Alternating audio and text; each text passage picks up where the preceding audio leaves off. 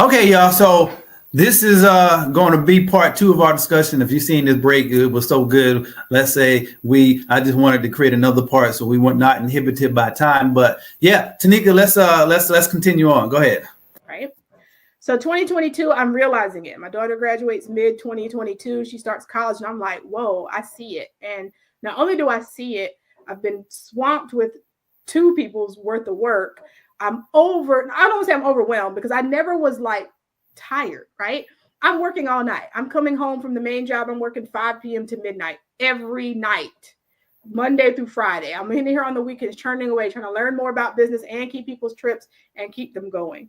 All that to say, at the end of 2022, and I'm expecting it at this point because I know what I'm making. The end of 2022, that 1099 was double what the career had ever paid me. Wow. And it's amazing you didn't go into it with the expectation of, okay, I'm going to do this until it doubles my salary. You were just busy about doing the work. And that's such an important lesson. A lot of times we get so fixated on the end result that we want. But if you just get about doing the work of what you need to do, those results just showed up organically from the work that you were doing. That's good. Right. And it wasn't feeling like work. Remember, I feel like I'm going to work 8 to 5 and I'm coming home doing something that, even though it can be stressful, that I enjoy doing. So I'm up till midnight, and the only thing that's bothering me is when it's time to wake up for the job.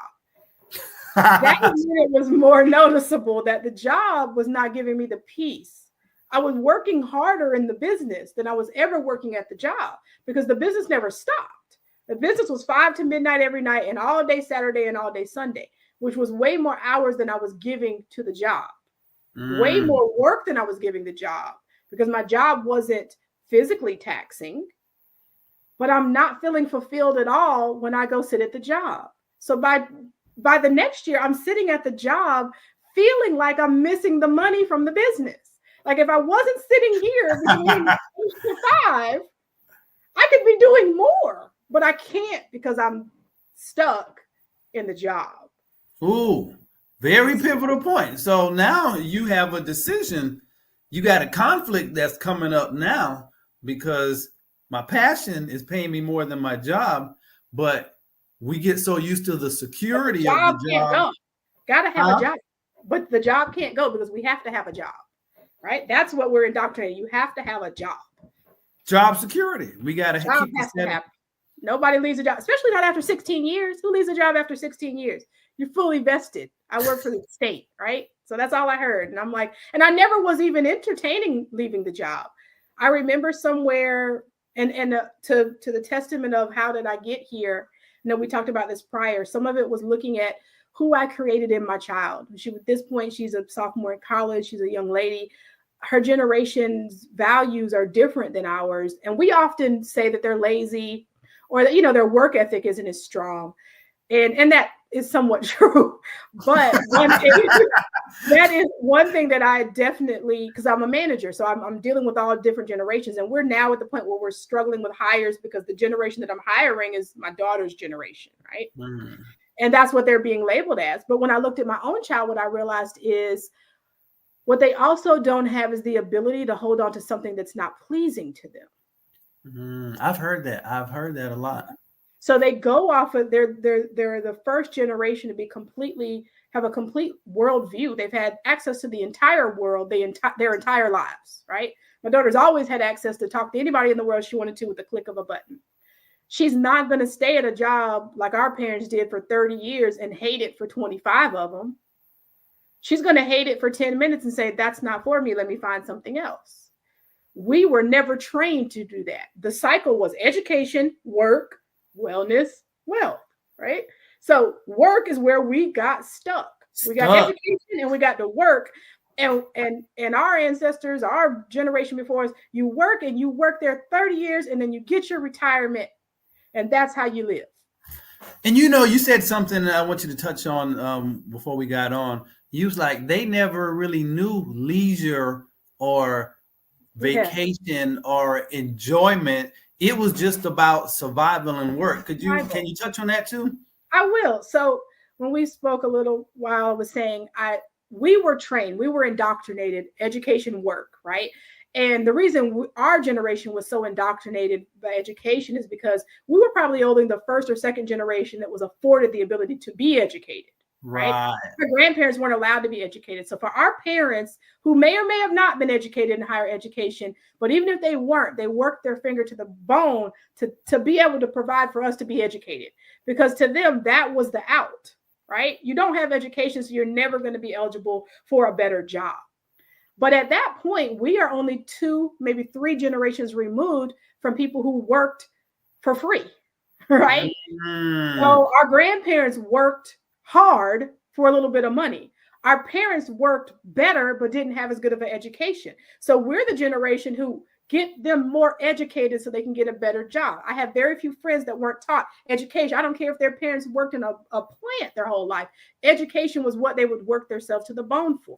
That is so good. And I don't mean to cut you off, but what you said, I've never heard before. A couple of generations removed, work hard for free. Work hard for survival. A few generations removed, work hard for a little. Then we have access to education. Get education. Work hard to get educated. Work hard to get educated so you can get some more money. So you can make more when you work, right? Yeah. And that was the key to freedom. That the key to freedom is the money, because that's the only thing that we never had access to. So we thought, right? So the key to freedom. So our forefathers, right, our 3 generations above us thought the key to freedom was having your own money. Because if I was in slavery, if I was enslaved and I was freed, I had nothing. So what is me being free with nothing? Right? I can't make any money. I can't do anything. So I'm having to learn to do things and work. And then when I learn work, or I learn to plant, or I learn to garden, and I make money, or I'm trading that commodity, my skill set became my commodity. But then that next generation, remember, your generation never wants to do what you did. So that next generation doesn't want to work in the field like their dad did. I know that was me.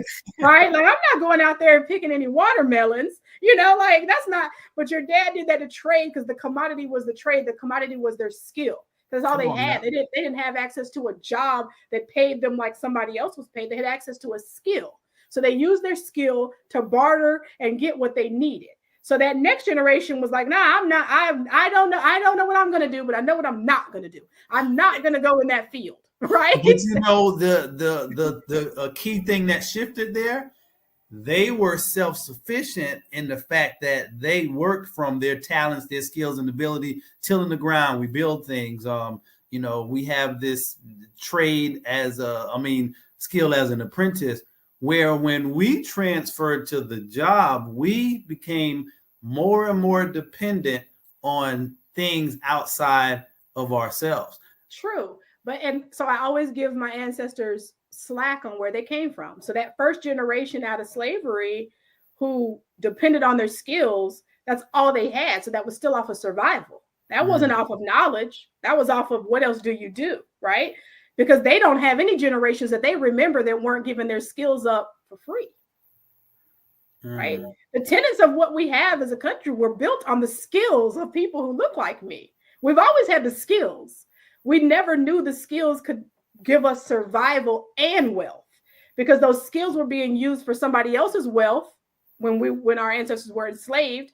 And then when they were no longer enslaved, those skills were being used for survival. Now you make another good point. And so think about the self-concept of the identity that our ancestors took on. So you were brought over here, not looked upon as a person, an individual, or a human being. You're a means to an end. You're property. Right. You knew you had the skills, though. Those enslaved people knew they had the skills. How did they not have the skills to keep doing what they were doing for hundreds of years and being the one inventing the things to make this work easier? See, they didn't take the skills from that generation, right? But why, if I'm enslaved, would I teach my next generation skills just for them to have to work harder because they have the skill? I'm gonna teach them to work less.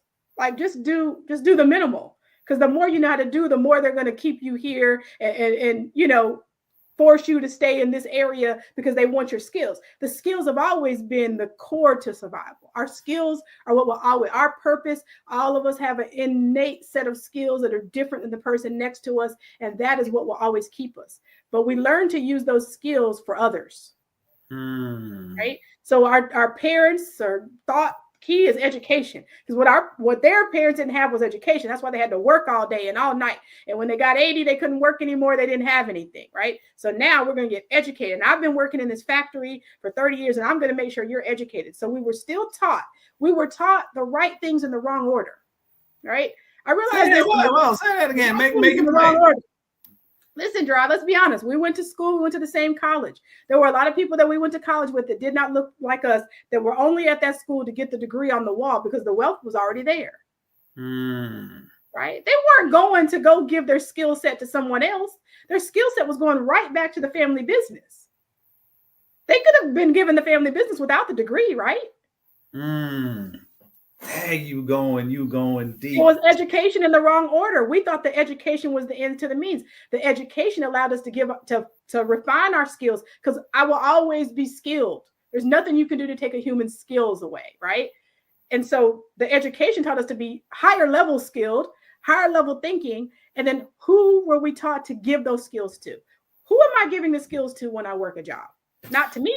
Come on with it. Interesting. And you got me thinking so many different things. Now, look at the progression of education. In the earliest form, education was just learning how to read so you could become more aware of the environment that you were in and how to do things. That still gave the individual learning a level of ownership. But when they took over the education system, now we're going to teach you what we want you to know for the purpose of educating you to come back and work in this system. But exactly, we're going to indoctrinate you the backwards way that you have to do. Let's be honest, Gerard, we both went to college. So that means we both were on a whole college track in high school. Now, me and you can both be honest with the people that we've never used a thing that we learned in trigonometry yet. This is true. Yes. I have yet to figure out the circumference of a tree. That was so integral. I mean, maybe if I was a tree cutter, that would be important. But I don't think that was necessary for me to survive in this world. It's not been necessary in anything that I've done in anybody's workforce. And to this day, I still can't figure out why my 7th grade teacher had us out trying to catch bugs and flies and do an insect collection. Right. Why do I need to know? You know what I'm saying? There were things that we didn't need to know. What we needed to do was be indoctrinated into the system. Girl. Hey. What education is, to be indoctrinated that you have to learn this way. And what you do with what you learn here is go give what your skills, because think about it. We both also went to college. We both also matriculated, right? Was there anything, and I'm not college education is important, people. I'm not saying this to knock college education. I love my school. Right? High level conversations tonight, y'all. High level conversation. Go ahead. College is way less about what you learn in the classroom as it is to what you learned as an interperson, right? There was nothing in the college classroom that was so profound to me. Yes, when I got to higher level classes that were about public health, and I needed to know the bones in the body, and I needed to know certain things. But let's be honest, it was 2 years of college. It was about me making the interpersonal connections that got me. We're sitting here today because of an interpersonal connection that happened at college, right? It wasn't about what we learned in history class. I still don't remember everything that happened in the history till 1835 and then 1835 to present that we both sat in, because it was anthropology, statistics. It doesn't matter if I can label the constellations right now, unless I'm choosing to be an astronomer. Is that important to know? The skill set was to teach me how to continue to learn and use what I learned, right? But the piece that's not in the education system is to use what you learn for you, because we learned it backwards.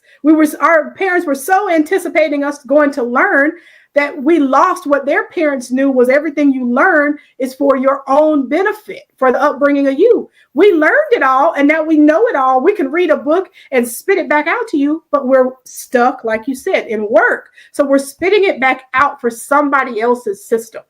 Come on now. And you know, that's what our whole education system was created on. They needed workers to come and work in, I think maybe around industrial age. They needed people, they needed the masses to come and work. We'll create the infrastructure, but we're not going to be in there running the machines are doing. So we need to educate the masses to funnel them back into our system. Not only are we not, and so let's get into the wellness, but we're going to transition a little bit. Not only are we not going to run the machines, we don't know how to. We just own this place. So we got to have the educated workforce because we can't even do what they can do, which is why so many of us are in the workforce and we get stuck there and we're completely burned out because all the managers over us don't know what we know. Can't do what we can do. But regardless of how high they move us, I'm never going to be higher than you, even if I have better skills than you. And that goes to an important subject of ownership. And I think, and I won't get into all of that, but if you don't own the system, then you are stuck working for the people. You're stuck in the system. Right. And I think that's where we are now. Go ahead. No, but all that to say, that links back to where does the job stress come from? Where does the anxiety come from? Why are you not feeling well? Because you are very clear that you are higher level educated, and regardless of how much money they pay you, they're never paying. For me, I'm a high achiever, right? You're never going to be able to pay me my worth because you can't duplicate what I can give you in the human capital area, right? You can't buy what I bring to the table. It is ingrained in me. The education did it. God did it. All the mixtures that created me did it. But what I have is valuable. So you don't want to let me go, but you don't want to make sure I'm a whole person either.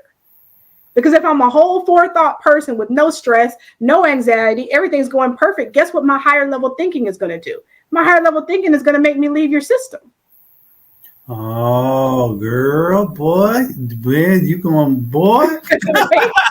so but you know, even worse than that, what it did, it made us doubt our own innate ability to create our own, because we had that at one time. Yes. And, you know, you always hear, you know, integration did a number on us because prior to, we were forced to figure out how to survive and maintain on our own. Community was a necessity.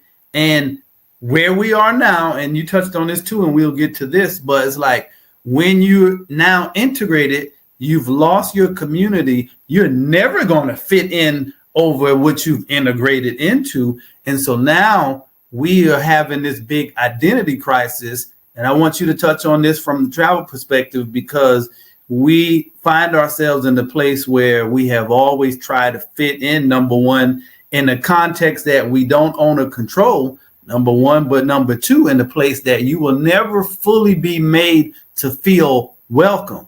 Right.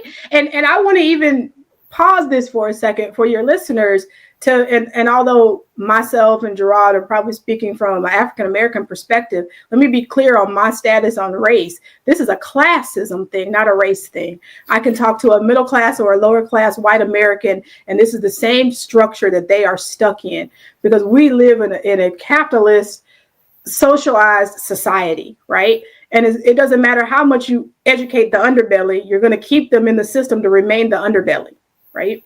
So regardless of how much education you put on the underbelly, what happens is they become no longer fulfilled because they know they didn't know their worth without being educated. When they get educated and they kind of see their worth and their value, then they get into your system. They realize that you need them. They don't need you. So what does the society have to do? The society then has to give us the smoke and mirrors, have us thinking we're fighting each other, have us thinking that there's all this other chaos when there really isn't. There isn't a race issue, there's a social issue, right? And so because we're so busy thinking that there's something else, not realizing that all the underbelly is struggling and all the top 10% is not, and they're going to keep you thinking that you're here, and they're going to keep you in chaos because it's much easier to control people who don't know their worth. Don't know your worth. is where we are in America, folks. Let's be honest. So I don't want anybody to take this as, oh, this is a racial conversation. It's not. I believe this is a classism conversation. And this is applicable to anyone who did not start life in the top 10%. The top 10% is not sweating about anything, any days. All they're focused on is how they can keep the bottom 90%, making sure that they stay the top 10, right? Oh, that's all they're focused on. So let's get back to the topic, which was we'll get on tangents. But the reality is what happened to me, to get back on that note, was as I went back to work after that 2022 season, right? Because now I've seen, like, wait 1 minute, the money over here was like, okay, that's more than I've ever been paid. And even these small little increases I get are not even touching that, right? They're not touching it. So then in 2020, and I've been there at this point 16 years, I have all this leave. And I was very honest with my superiors. Like, listen, where I am, and they know about my business, where I am, I have to take some leave, right? I haven't taken leave for years, came to work every day, you know, hustled while I was sick, all that. Yeah. So we get back to where work takes you. And so when I reached year two of probably year 3 of the business, when now money has come in twice as much as what my career is bringing. Now my eyes are open to the fact that, because the goal is to pay bills. So you have to give priority to what is paying the bills. Oh man. Where did that come from? The goal is to pay bills. Well, this is the indoctrination, right? The goal was to pay bills. For me, as a single mom, I'm struggling to pay bills. My goal was to pay bills. So I entered the next year after making double my salary in my business, which I'm doing part-time in the evenings, remember? And I'm making more money. I'm doubling my salary as a government employee in half as much time, and it's never feeling like work. And it's never feeling like work. I remember when that year ended, and back to my spirituality, I remember praying, because so many people were like, you need to do. Now, my travel colleagues in the industry, you're good at this. You need to, you know, why are you not? Like, no, I work a full-time job. I can't come to a lot of these events all year long. You know, there's always travel events. You need to jump up and go with, like, 2 weeks notice. I can't come. I work a full-time job. I have to, plan my leave out for the year. I'm taking my trips. I was very honest with my job at that point that, like, listen, I can't remember what happened, but there was definitely chatter amongst higher superiors about my leave, right? Like, she's taking a lot of leave. Now, mind you, I have the leave. It's not like leave I don't have. I've got plenty of leave on the books. I'm asking for it. It's being approved. But of course, I run a business, so I have to be kind of social on social media. So plenty of them were seeing, and, they know when I take leave and I'm in Dubai. And I remember I do a Dubai trip every year, beginning of the year. And so it's always my first trip. And I remember I'm catching Dubai next year. I'm going to put it out. 2026 is out there. Let's go for the Dubai adventure. We actually are going in 2 weeks. So you guys come on. But so I remember that year going into work. This was 2023. And I remember my supervisor saying, hey, when we're texting, I think we were still working from home some. And she's like, hey, just be mindful. People are looking at you. And I'm like, oh, okay, that's fine. And I think we had lunch or something one day. And she was like, yeah, saying, basically insinuating her boss was kind of chattering about the leave that I was taking. Mind you, all approved. I'm not taking any leave like under the table. I'm asking for the leave. It's being granted. Right. And these are your days that you have earned as leave. Yeah, been earned 16 years. I got to use, and at this point, I've been there so long, I have to use them or lose them. So I have to take about 40 days off a year. Right. So let's just make it clear. So the issue wasn't about the leave. No. It wasn't about the leave, because I have the leave. I'm actually putting the leave in and it's being approved. Right. But whoever wants to see, especially, we're all in the system. Right. But some people get to a higher part of the system and they forget that they're also a part of the system. So listen, I was told to make this quote the day that I left by a travel counterpart. And it was basically, I had said that the poverty mindset in you is intimidated by the hustler mindset in me. And that's what I was feeling at that year. So I remember having lunch. I'm sitting having lunch with my supervisor, and we're just talking casually. And that's when she's mentioning, they're looking and they're concerned about your leave. I said, hasn't all my leave been approved? Now, by you, mind you, right? By the person I'm talking to. You approved it all, right? like asked for extra days. Like basically I came in one year and gave them my leave for the entire year because I already know what trips I'm taking for 2025, right? So I would come in beginning of the year, put it all in because I have enough leave to put it all in at one time. I don't have to wait to accrue anything. I have enough leave on the books. That's the so level I'm starting the year with enough leave. Make people nervous. Right. So I put the leave in. My first trip of that year is Dubai. This had to be 2023 because the year 2023, I had 150 people that were going to Dubai with me that year. And I remember saying, and I had been taking like 2 trips a month. And some people knew that I was taking the leave for trips, but it's my leave, right? So it doesn't matter what I do with it when I take it. Just because you guys are used to me only taking it when I'm sick, it's mine. So I'm taking it when I'm well now, right? Because what is bringing me the mental peace is traveling. And it's also bringing me financial freedom. So I remember looking at her and she said something about, whatever higher boss, they've been watching you take way more leave than you've ever taken. And I said, okay, is it approved? She's like, yeah, I'm just telling you what their chatter was. And I said, okay, I'm going to lay this out to you. And I'd never talked to them about, they knew, some of them knew that I had the travel business that I ran in the evening. I said, when I come back from Dubai, my company is going to pay me $40,000. Can you match that? Because if you match that, I will cancel my leave and come to work for you. No, you didn't lay it out like that. Uppercut. Right. And she was like, well, no. I said, well, then guess what I'm going to do? I'm going to take the leave. Until the leave can match what my business is doing for me, then it makes no sense for me to give you the time that I've been giving you because I'm giving you the time at the sacrifice and the detriment of my own self. I've been a struggling single mother for 15 years of working here. And the last 2 years, I'm completely out of that struggle. Now my child is in year 3 of college. She has 0 student loans. I've been able to pay her tuition in full. She's thriving. What sense would it make for me to think that the system that I'm in, this job, which I do enjoy, is going to free me? My goal was freedom. That wasn't their goal for you. No, of course. Because the more I'm away from you, the less human capital you have from me. And remember, I'm a high performer. And I remember that year praying, God, whatever you have for me, show me. Because people were telling me to leave my job, but the security of having a check come twice a month, whether you do a good job or a bad one, not having to worry about if it comes, there's some security in that gives us a false sense of security. And so I remember praying like, God, I don't know what it is that you have for me, but I do know that I'm at a crossroads, right? I'm seeing people act differently towards me at the job. I'm also going to work because now I'm tired because now the travel business is booming, but I'm still doing it at night. So I'm exhausted every day. However, I'm not going to stop the travel business because it's putting me where I need to be financially. And so what I have to take away is giving the job more of me than what they're paying me for. So I had to start pivoting and saying, I can only give them this much of me. They can't have all of me because I have to have all of me available to what I'm building.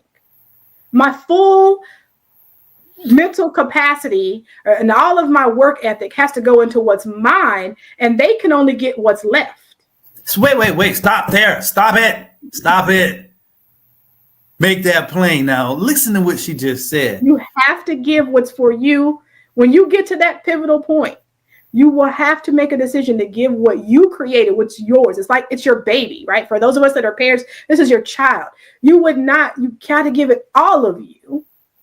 And everybody else has to get what's left of you. So are you giving yourself the leftovers of you? And that's what most of us are doing. And that's why we stay stuck. We're giving everything the leftovers. Our children get the leftovers. Our spouse get the leftovers. Everything in life gets the leftovers because we're leaving our best at something that's creating wealth for somebody else. That you have no level of control or ownership over. No, it's making wealth for somebody else. They're living their best life. You're leaving your best there. And think about who's around you. Everybody else that's in your community that's around you after you leave there is getting the worst of you. So, peep game, listen to what she said. Now, this is where we start at. We give the majority of ourselves into our work, our jobs or whatever. But your story is such a great story. But over time, look at what she did. She slowly started taking some of that time away that she was investing or using other time to begin investing in herself. And it grew a little bit more and more. And then she got to this crossroads where she has to make a decision. Am I now willing to take the rest of my time and energy investing in somebody else's vision and invest it in my own that I control and own, and that's going to pay dividends to me and my family for years to come? And it was so much of me realizing how much more time I gave them than I gave anybody, because if my working hours were 8 to 4:30, but I'm still answering that phone that they gave me at 7 o'clock at night because somebody wants to have a conversation. I'm still responding to emails. So what happened that next year was I gave them the confound. I literally remember going back to read my job description, and that's all they got. I don't know became an answer for me. And those who worked with me will tell you my statement during a 2-year period was, I don't know, was a valid answer. And listen, the disdain that I got once I no longer gave you my intellectual capital, because this is not in my job description. So it wasn't me being stubborn and saying this wasn't in my job description. I was simply saying, I don't know. I'm not sure, but I'm not going above and beyond to solve that problem for you.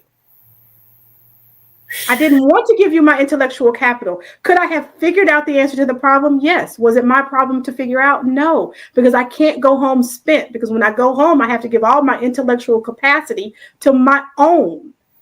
So I shut my intellectual capacity down. I gave exactly what was required for the job, nothing more. At 4:30, I turned that phone off. If you emailed me at 4:31, you got a response the next morning at 8 o'clock, even if I saw it. I was never at all tempted to send another email. You know why? Because they're only paying me for the job description that I signed. Anything else they were getting from me for free. Anything that you give above that, you gave for free. And I think your story is so relevant for where we are now, because if we as a collective of people got the revelation that you got, and all individually and collectively made the decision that I'm going to withdraw parts of me. And I'm not even necessarily saying, the economic boycott, we need to pull all of my, no. Intellectual boycott is what we need, not an economic boycott. Say that, intellectually, we are the higher level intellect everywhere that we exist. There's not a field that we're in that we're not the higher level thinker. And when we withdraw our intellectual capital, what do you do with it? Let's make it plain. What do you do? You got to give it to whatever your passion is. For me, travel was my passion. Travel was where I was finding myself happy. When I went back and realized on that prayer, from the moment that I prayed, God, show me what it is that I'm supposed to be doing, because I'm feeling conflicted. And I'm very clear that the God that I follow doesn't like chaos. So why am I feeling chaotic? Something has to be wrong if I'm feeling chaos, because that's not the natural order of what you have for me. So I remember praying, God, show me what you have for me. And trust me, my God knows I'm not just looking. You can't just show me the vision one time. You have to show it to me a lot of times, because I'm very scared to step out.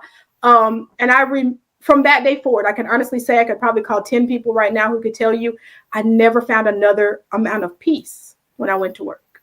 It only got worse. Everything that I had done, I did everything probably exactly the same, other than giving extra of my intellectual capital, right? So none of my job wasn't being done. I just wasn't doing anybody else's job, right? I wasn't solving anybody else's problems. I did my job and I sat. And all of a sudden, the shift in the energy, I couldn't get peace. I couldn't have peace regardless of where I sat it. And I remember praying on it. I was like, now you're showing it to me, and it's really me, God, that doesn't want to see it, because I told you to show me, and I know, and you know me, that you got to show me in a way that is clear to me. And the reason I don't have peace is because I'm refusing to step out on what you have for me. And why was that? Because this is where a lot of people. Who wants to let go of the indoctrination of the financial stability of somebody putting money in your check twice a month? Money in your bank account, I mean, twice a month. Who wants to let that go? I won't sit here and glamorize owning your own business like there's all this money pouring in. People travel when? Majority of us travel during the summer. Guess what? Guess how much I have to budget money between the end of the travel season, between Labor Day and the beginning of the next year, when people, jump up again and travel is more voluminous. The reality is it's not easier. Right? I'm not going to sit here and glamorize like my day is easier. We spoke earlier before this. What did I tell you? I've been sitting in my office since 9:30 this morning, back-to-back calls, back-to-back things. But easier is not the goal. Being at peace was my goal. God took away my peace because it was where I wasn't where he had me to be, because I always played back to what I heard and where I started. What God has for me is bigger than what I'm dreaming. I think that's a very important point that you made. Your measure has to be your peace.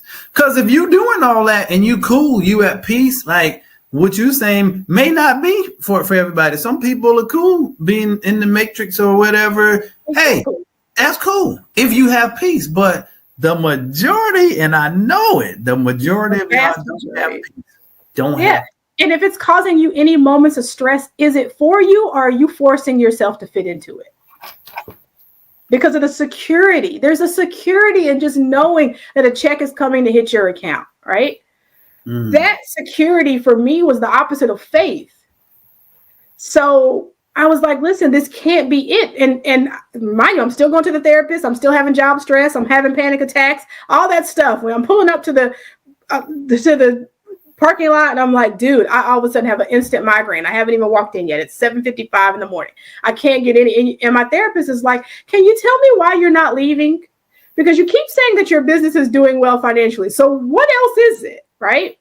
That indoctrination has you almost glued. You're glued. It wasn't about the money for me anymore, because the job had 2 years before that had stopped making me enough money. I now had a whole level of life. My daughter was enjoying a level of life that was based on the money I was bringing in travel.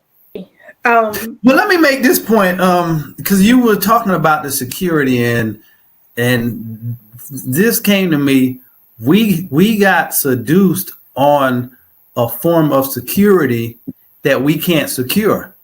You have no control over the thing that you say is your security, and it was a blessing. It was a blessing in disguise that I learned this at the beginning of my work career.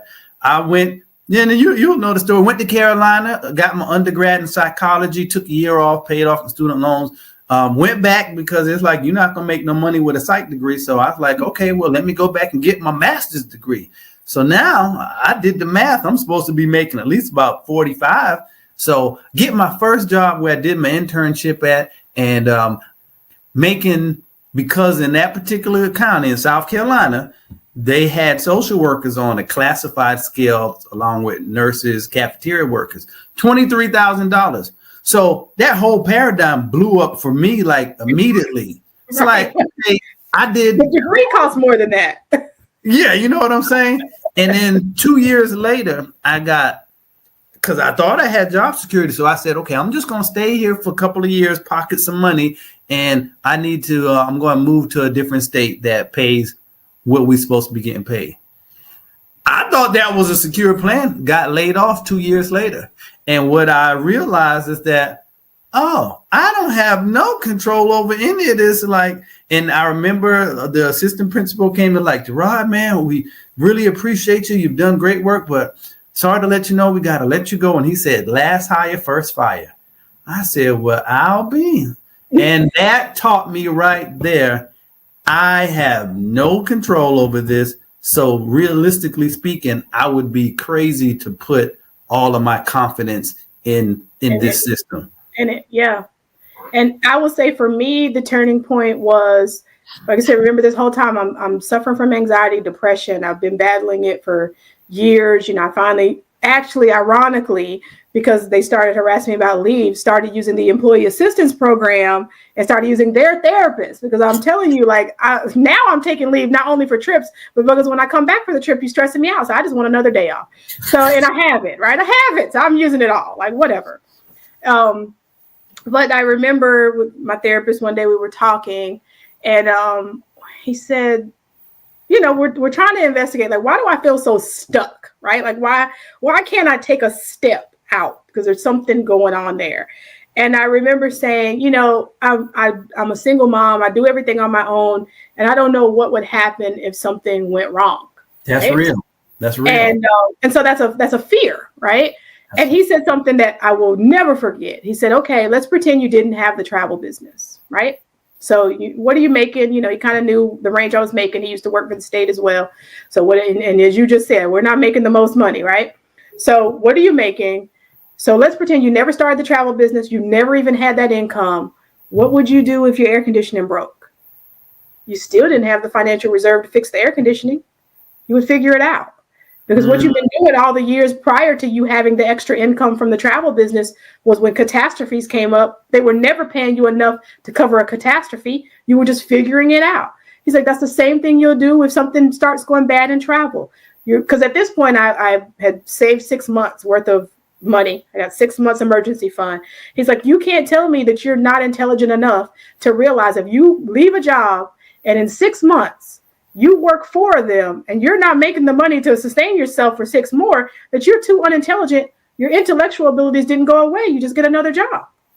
That's good. You know, and I was like, you know what? Never even thought about it like that, because we're indoctrinated to what? Work. We're indoctrinated to get the job and stay there. So I was like, you're right. Like, I can get another job if I need to get another job, right? It won't be this. He was like, it just won't be that job, but you can get a job, right? You're not going to tell me that you're going to sit home and twiddle your thumbs and realize that travel's not making any money and lose it all. Nobody intelligent would do that. You go do what you need to do. Circling back to our conversation about our ancestors, I would go back and do what I needed to do to survive. Because work is for survival. Work is not for wellness or wealth. Work is for survival. Talk that talk, Teneka. Talk that talk. Okay. Whoo, Jesus, this is good. All right, so walk us through. So you eventually make the decision to leave. So tell us about that. Mm-hmm. Then I want to transition the conversation to the importance of travel in broadening our concept of ourselves and seeing our place in the world outside of what we have been taught that we are in this context of living in the United States. So tell us how you finally ended up making that decision, because it's like a good movie. You're like, okay, how does it end up? What did you do? So it just went on to where for almost 2 years I never had peace. So you stayed for another 2 years after that conversation with the therapist? Yeah. Well, after that conversation with the therapist, about another year, because that was probably a year into therapy. But for the 2 years of me having the revelation and having the money, I just still could never find the peace. And the so I'm back to the doctor for the physical ailments that I've been going to the doctor for years. The doctor finally convinces me, because I'm still working, you know, hey, because I'm not a medicine person. So I was never like, I'm going to go take a medicine, you know, to cure. And he's like, you know, there's a medication out there that's for anxiety and depression, is also now labeled for use with chronic unresolved pain. Would you be willing? And I'm like, you know, what do I have to lose? So now I'm medicated. I'm medicated for the depression, the anxiety, and the pain. And the therapist was the one who finally put it in my head that maybe the pain is of the origin of your mental health, not the origin of your physical health. That's why they can't find anything wrong, right? Because they're not scanning what, you know, you're in conflict. And so that between my spiritual praying, you know, what is it? What is it? So even your body was trying to tell you, like, my body was, listen, I went to the points where I wasn't sleeping for days. I would be at the job and all of a sudden have to take leave because I couldn't stay awake. It was like, my body was like, yeah, now sleep. I was in chaos. I was in absolute physical and mental chaos. And I thought back on the prayers that I had prayed, was like, God, show me. And I remember telling, who was now an agent with me, an agent on my team, we talk about spiritual things all the time. And I remember telling her, you know what? God won't even let me have peace because I refuse to just trust it. Mm-hmm. I'm going through all of this physically, mentally, and everything with no cause. And there is a cause. It's because I'm refusing to trust what he told me it would be. And he told me it would be okay. So I resolved that when I went to work in 2024, I entered that new year knowing, I told all of my employees I will not be here. So if you are working here because I'm your supervisor, just FYI, I'm not going to be here. I told my therapist that I know that I can't do this for any more years. I don't know when the time is going to come, but the time is going to come that I can no longer do this. And about maybe 2 months into 2024, some of the physical ramifications of what I was going through became so overwhelming that all of my doctors put me out of work. Wow. All of them were like, let's sign the paperwork. You need to be home because you are on the verge of a complete breakdown if you don't cut that loose. And being as it's tied, like my panic attacks were tied to me getting to the office. I was getting into my office and physically unable to catch my breath because I was sitting in that building.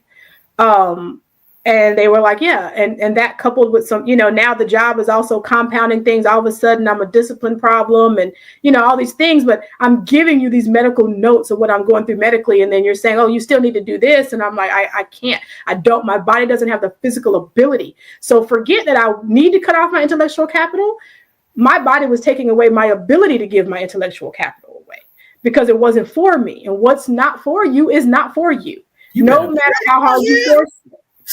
And so I'm sitting there, and like I said, my doctors completely took me out. Like, that's it. You need some time. I think it was like 6 weeks or 4 weeks, or like, you've got to separate from everything. So, okay.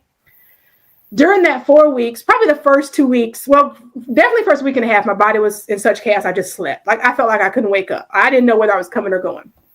And I come out of that. And after about 2 weeks, for the next 2 weeks, I'm like clear. Like, I realize I'm not hurting. I'm not taking the medicine because my sleep pattern was so all over the place that I was not forgetting to take the medicine, but I'm waking up at 3 a.m. So I realized, oh my gosh, I haven't taken the medicine in 3 days, but I'm not hurting. I'm not feeling bad. What's going on? And at the end of that 2 weeks, the doctors were like, hey, we like the levels, the labs, things look better, but we want you to take a little more time. So they extend it, right? Because you're not where you need to be, but you're on the right path. And they extend it. And that second extension, I knew I wasn't going back. Because now my physical release, I was home, back to work in the business. This wasn't stressing me at all. I'm not on any medication. Within 4 to 6 weeks, I'm on no medication. I'm having no side effects of it. They're like, you just stopped. I'm like, listen, I forgot to even take it. And pain never came back. I forgot I even needed it. Forgot that I used to take it.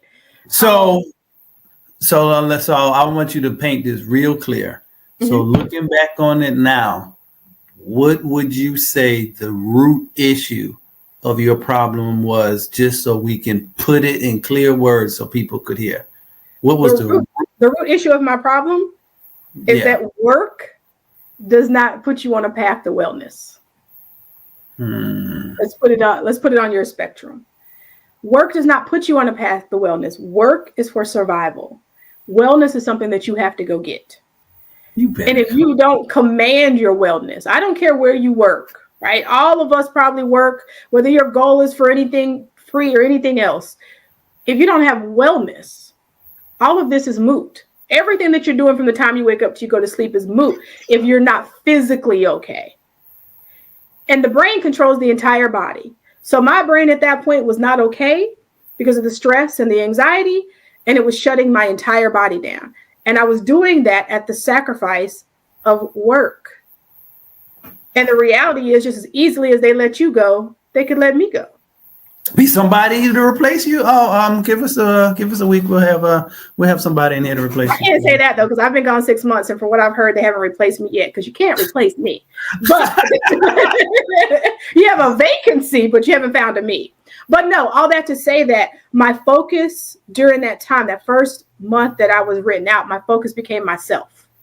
My focus did not become the work, anybody else, what they needed from me. I wasn't checking any emails. I wasn't looking. My focus became myself.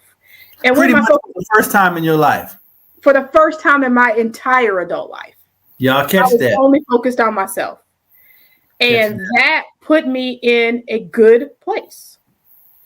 But yeah, that put me in a great place. Me focusing on myself, me only worrying about myself, me being, I just realized the more that I was pouring into myself, the more I wasn't worried about what anybody else had going on at that job. I wasn't worried about what they were doing. I wasn't even accepting phone calls. Like if a phone call came and it wasn't like, how are you doing? Because believe me, there were calls coming to me. I also started examining people who I thought gave a crap about me at that job, right? And realizing that the only phone calls I was getting from a few people were about when I was coming back, not about how I was doing, how I was feeling. Even though you're looking at the doctor's paperwork, like a doctor told you I couldn't work, not like me saying it. A doctor is saying it's physically not okay for her to go to work anymore. And that makes it painstakingly clear that they really didn't value you at all. Right. It's exactly what happened. Like they make it clear that work is just work. And so for me, that was the trigger for me to, you know what? All the intellectual capital that you put into yourself and it gave you a greater reward is because that's where your focus has to be, is on self. You have to have some selfishness in this world if you're going to work in any type of system, because the system is not designed for you, the worker. The system is designed for the owner, whoever that may be. I worked in government, but still there's an end result of somebody who's the person who's benefiting from my work, even as a public servant. So if you are not the person benefiting, right? Because the salary is not the benefit. The salary is them paying you for your time, and that's needed for survival. But what's the benefit to you as a person? And I realized that I led back to what I said I learned looking at my daughter grow into herself, is they don't do anything that's not pleasing to them as a person. They will not trade their personal beliefs or any amount of money for what makes them feel good. And whether we like the work ethic of that generation, whether we think they'll quit a job after 2 hours, there's something to be said that you have enough self-respect that you can't buy me. God, no. And that